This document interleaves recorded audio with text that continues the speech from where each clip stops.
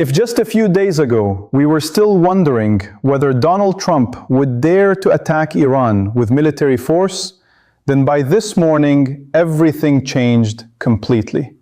A shocking surprise, like a bucket of ice-cold water thrown right in the face of American and Western intelligence leaders.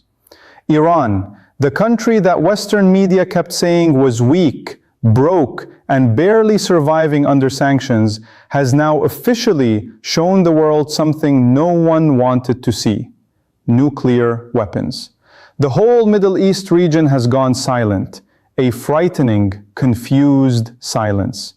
Everything seemed normal until CIA officials had to go to the White House with very bad news. Satellite images and secret sources confirmed that Iran now has at least 3 to 5 complete nuclear warheads ready to use. But here is the strange part. Iran did not make these weapons alone. How could a country that is blocked from buying almost anything, where even getting simple materials is hard, finish building nuclear weapons so quickly? The answer made Trump in the Pentagon go pale. It was a secret deal, a partnership with North Korea. One country has nuclear knowledge and years of bomb testing experience that has scared Japan and South Korea for decades, but is poor and starving for oil. The other country, Iran, is sitting on huge amounts of oil. It earns money from secretly selling oil to other countries, but it desperately wants powerful weapons to protect itself from the United States and Israel. So the two countries made a deal. They traded oil and money for nuclear technology, and North Korean engineers sent directly to help. No international banks needed, no open shipping, just submarines and secret air routes through third countries to move people and equipment. A huge deception carried out right under America's massive satellite network. Now, looking back at Trump's bombing campaign against Iran, it seems almost funny. Many people remember that night when America dropped 14 huge bombs, each weighing 14 tons, on Iran's nuclear sites. At the time, the US was celebrating loudly, saying Iran's uranium program had been completely destroyed and set back by decades. But what really happened? It was all a trick, a big, clever deception. Iranian intelligence knew exactly how powerful America was. So those surface buildings were just fake targets. The real bomb-making labs had already been moved hundreds of meters underground, deep inside solid rock mountains in central Iran. Places where even America's most powerful bunker-busting bombs could not reach. And inside those underground caves, North Korean experts had helped Iran complete the final step, making nuclear warheads small enough to fit on ballistic missiles like the Shahab or Khorramshahr. So now what?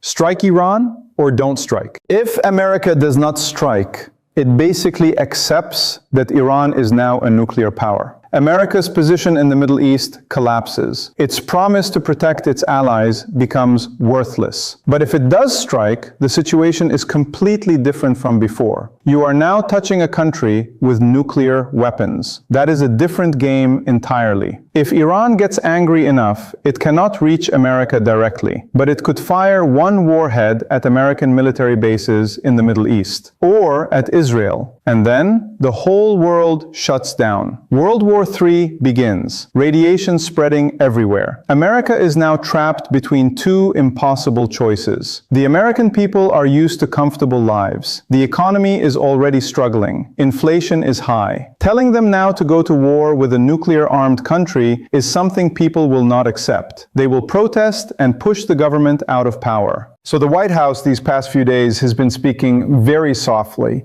using careful diplomatic words like deeply concerned and calling on the international community. Gone is the aggressive talk. The days when America could easily send its military to attack small countries are over. Just look at the numbers. America's economy is worth $27 trillion. Yet it does not dare touch Iran, a country with an economy of only $400 billion. That alone tells you how powerful nuclear weapons are as a deterrent. What good is all that money when the other side is ready to play the game of mutual destruction? Even the most powerful nation in the world steps back. Israel is in the most dangerous position of all. Even with conventional missile attacks alone, Israel has been struggling badly. Israel always boasted about its Iron Dome air defense system, calling it an unstoppable shield. But its own military had to admit the hard truth. The Iron Dome only blocked 65% of Iran's missiles. And those were just regular missiles with normal explosives.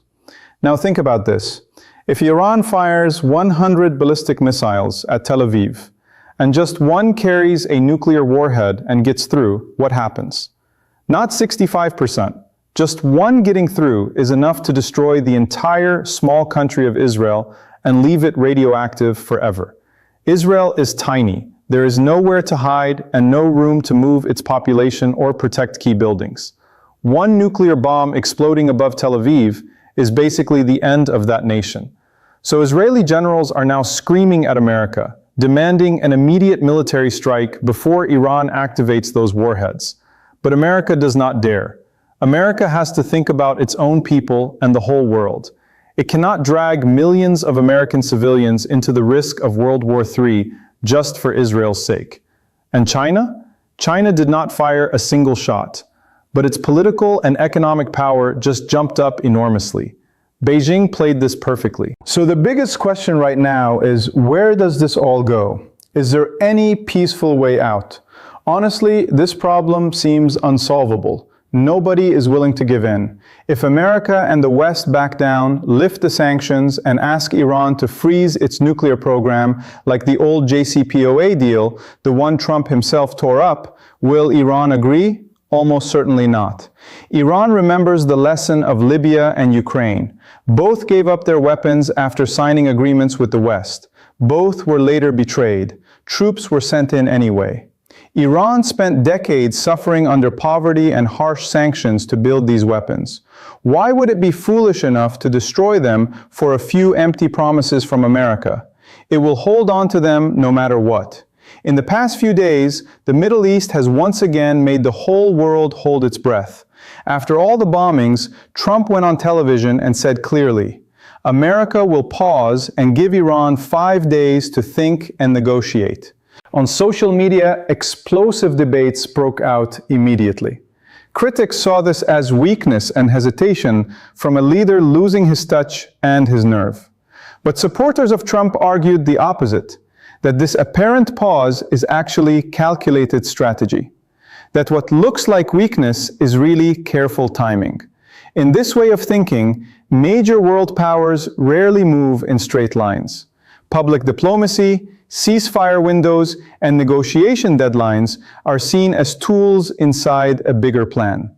Even something as specific as a 5-day pause is not random, but a carefully chosen period meant to line up political messages, military readiness, and economic stability. From this view, military movements in the Middle East are not simple deployments, but layered operations. Naval strike groups and amphibious forces are not just weapons, they are signals. And the timing is designed so that military force is ready at exactly the right political moment.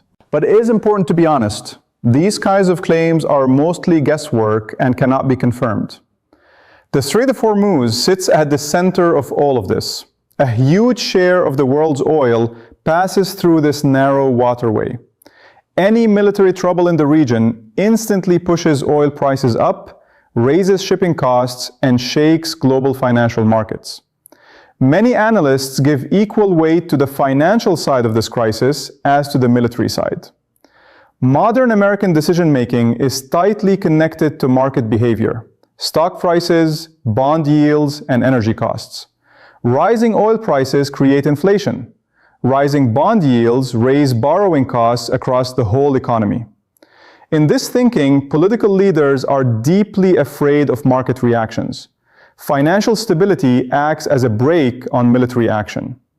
A pause in fighting is not just about diplomacy. It is also about calming markets and preventing a sudden financial crash. The timing of announcements, such as aligning deadlines with the end of the trading week, is often seen in commentary as deliberate financial management. Weekends act as a buffer. Markets close, news is absorbed without panic, and governments have time to manage outcomes before trading begins again Monday morning. Whether or not such timing is truly deliberate, this view presents a world where diplomacy, military power, and financial markets all work as one connected system. But we must be careful to separate real analysis from storytelling. Yes, global politics can move markets, and markets can shape political decisions. That is real and true. But specific claims about secret military timing, hidden operational plans, or a deliberate 5-day scheme should be treated as interesting interpretation, not confirmed fact. What makes this situation even more complicated is the role of Russia. While the world's eyes are focused on Iran and America, Moscow has been quietly watching and even quietly helping. Russia and Iran have been building a closer relationship for years, trading weapons, sharing intelligence, and supporting each other against Western pressure. If America decides to strike Iran, Russia will not sit quietly. It does not need to send soldiers or fire missiles directly.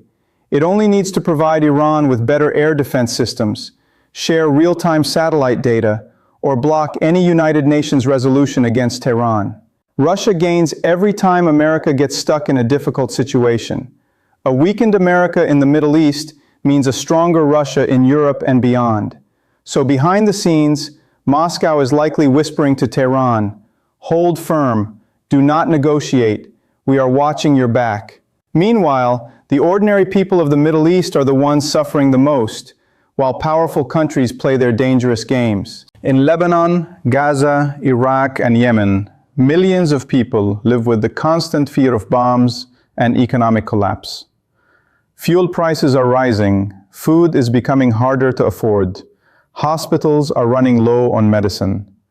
These people did not choose this nuclear standoff. They did not vote for war, but they are the ones paying the price every single day, while leaders in Washington, Tehran, Moscow, and Beijing move pieces on a map as if it were a chess game. The human cost of this crisis is enormous, but it rarely gets discussed in the same breath as military strategies and financial markets. Perhaps the most frightening thing of all is that nobody in power seems to have a real exit plan. Every country involved is locked into a position it cannot easily back away from without looking weak. America cannot fully back down without losing its reputation as the world's most powerful force.